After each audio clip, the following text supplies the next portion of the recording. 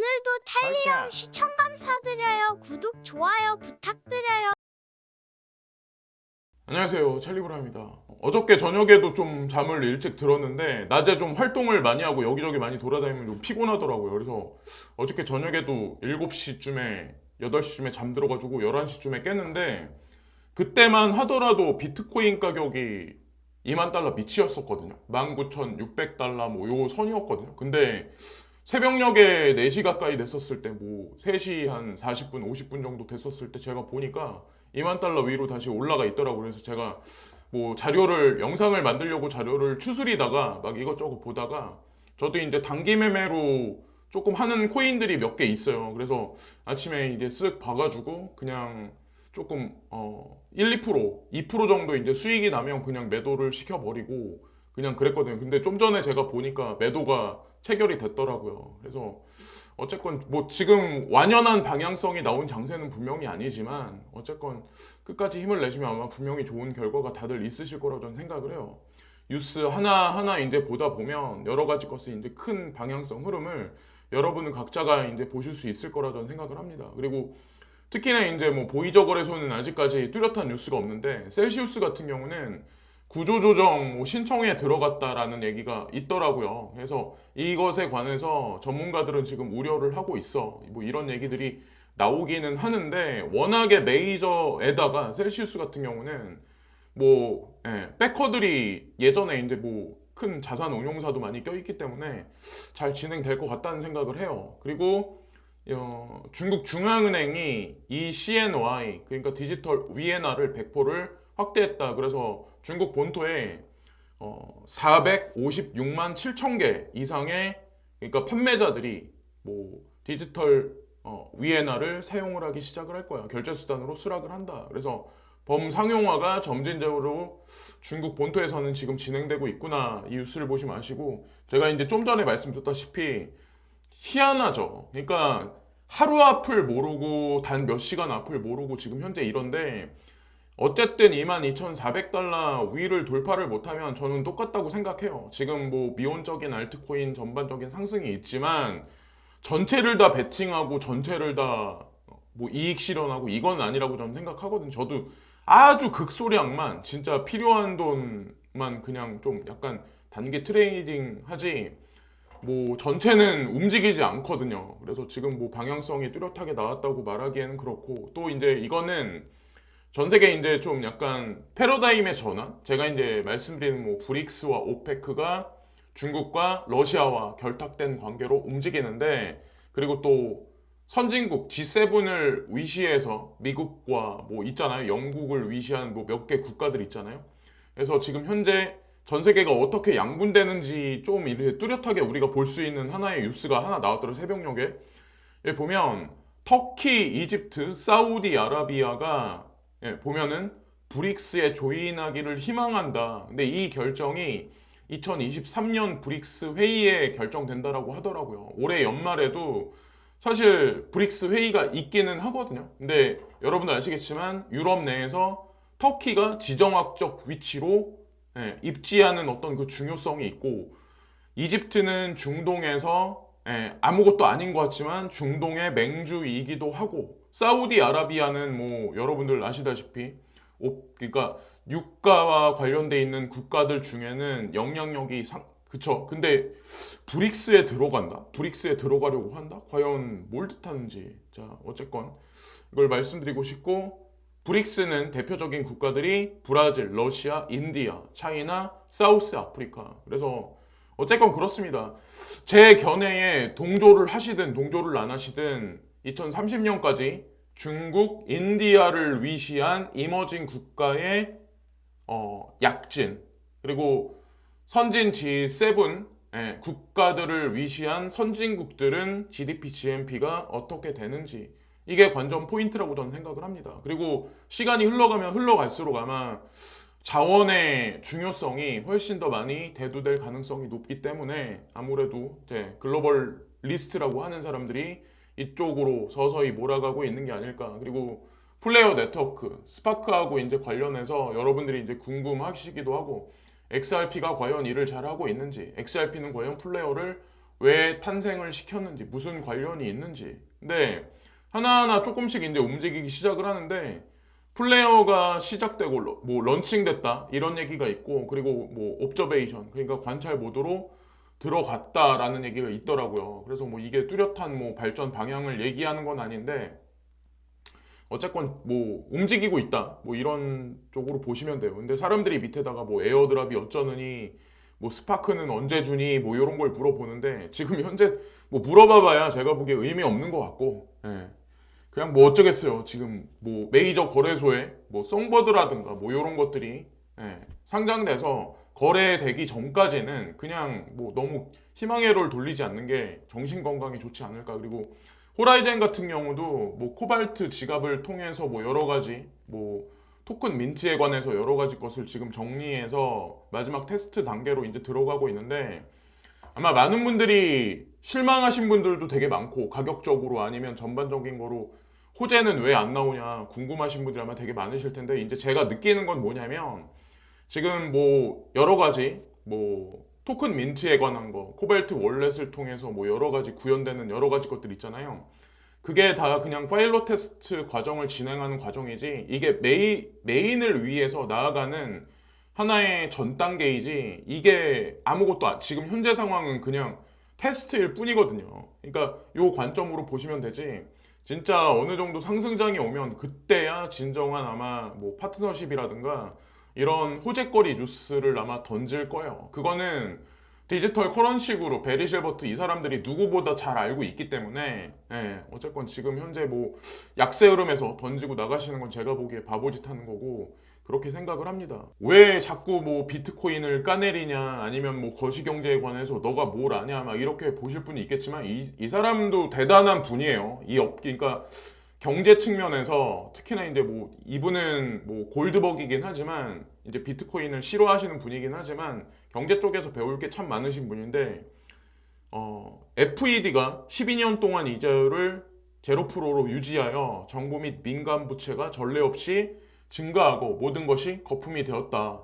그런 다음 연준은 9%의 인플레이션에 맞서기 위해 공격적으로 금리를 인상하고 최악의 경우는 경미한 리세션이 올 거야. 여기서 마지막 부분에 마일드 리세션이란 표현을 지금 이분이 쓰시잖아요. 근데 뭐 사람마다 보는 뷰가 다 다르겠지만 그 마일드 리세션이라는 의미, 그러니까 저도 뭐 다른 분들 경제학자 분들 많이 보거든요. 한국 분도 많이 보고 해외 뭐 이런 분들 많이 보는데, 지금 뭐 사람들은 진짜 부정적인 사람들은 이 지금 현재 경기 침체가 수년간에 걸쳐서 있을 거고, 가상자산 시장도 크립토 윈터가 2024년이나 2025년이나 돼야 풀릴 거라고 말씀하시는 분들도 있는데, 단기적으로는 뭐 올해 연말 정도가 어느 정도의 어떤 상승 구간, 뭐 주식 시장도 마찬가지겠지만 뭐 그렇고, 내년에도 이 금리 인상을 계속하는 게 아니라 일정 순간이 지나가면 금리 인상을 멈추거나 오히려 금리 인하를 할 가능성이 높아질 거예요. 내년에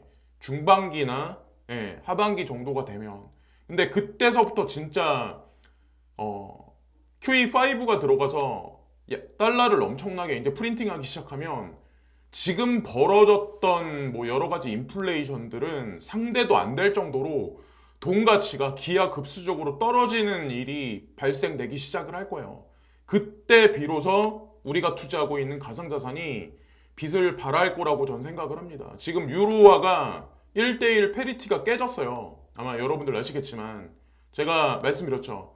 IMF 통화바스켓에 있는 SDR, 그 통화바스켓에 있는 여러 가지 통화들 중에 유로화가 되게 지금 취약한 입지에 지금 처해 있고, 독일도 채권 시장이 무너지고 있고, 일본 같은 경우, 엔화 같은 경우도 지금 현재 어떻게 될지 몰라요. 근데 SDR 비율에서 이 두 개의 대표적인 통화를 지금 비율을 낮춰놨잖아요. 미온 쪽으로 낮춰놨잖아요. 여길 보면 어느 정도 여러분들이 눈치를 채실 수 있을 거라고 저는 생각. 좀 전에 이제 제가 말씀드렸다시피 여기 보면은 다시 1대1 구간으로 유로하고 달러 구간이 1대1 구간으로 들어갔는데, 간밤에 어떤 일이 있었냐면 1대1 구간이 깨진 적이 있었어요. 그래서 0.9940까지 내려간 적이 있었는데, 그냥 여실하게 지금 현재 유로존에 상황을 얘기해 준다라고 저는 생각하거든요. 이럼에도 불구하고 유로존이 금리 인상을 못하는 이유가 과연 뭘까? 여러분들 한번 생각해 보셨나요?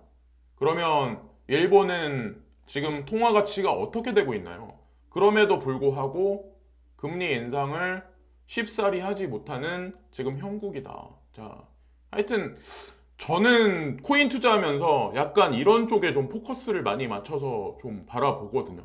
예, 그래서 그렇게 보면은 정답이 아마 보이실 거라고 저는 생각하고, 그러니까 뭐 3분기 말에서 4분기 초가 되면 인플레이션이 어느 정도 정점을 찍고 하락할 거다. 그 지표가 시장에 드러날 거다라고 말씀하시는 전문가들이 속속들이 이제 드러나기 시작을 하는데, 이 소스 자료는 이제 블룸버그에서 나온 거예요. 이거는 그대로, 그러니까 연간 상승률 대비해서 현재 얼만큼 떨어졌는지, 알루미늄이 마이너스 39%, 그리고 뭐 닭날개가 마이너스 38%, 뭐 이런 거 얘기해서 웃긴데, 그리고 우잇, 뭔지 아시죠? 정제되지 않은 밀, 그래서 밀 마이너스 37% 많이 떨어졌네요. 그리고 면화가 마이너스 35%, 그리고 뭐 여기 보면 옥수수 대표적인 곡물, 자 국제 곡물 마이너스 23%, 크루드 오일이 마이너스 22%, 커피 값이 마이너스 20%, 그리고 코코아 마이너스 19%. 그래서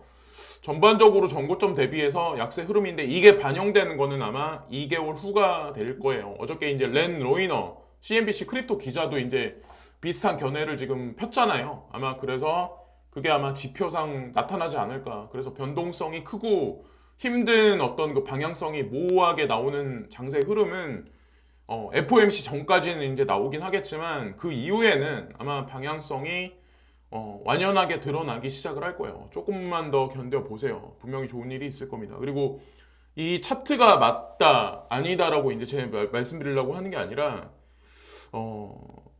7월 달, 지금 현재 뭐 7월 달인데, 지금도 현재 뭐 올라갈까 말까, 그러고 뭐 22,000달러를 뚫지 못하면 또다시 내려갈 가능성.